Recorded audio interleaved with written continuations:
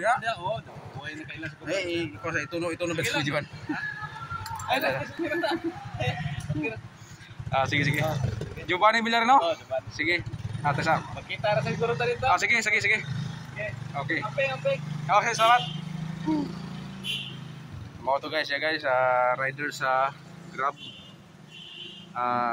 Naluho itaw na to, gitagaan tag 50 para pang load, para pang gasolina kay nahupsan gitaon ko.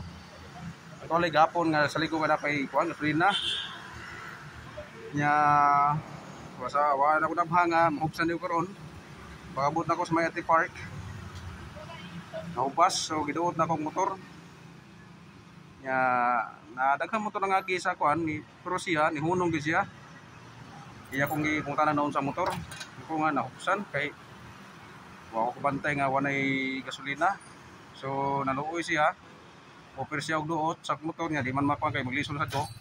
Bugat-bugat sa kupure-buyag. Ako lang gikuan, giduot. So pagabot na mo sa gas station, i-offer siya 100 pero 50 lang kay kuano pali kung tubig lumbi. Ila? 50 na dong.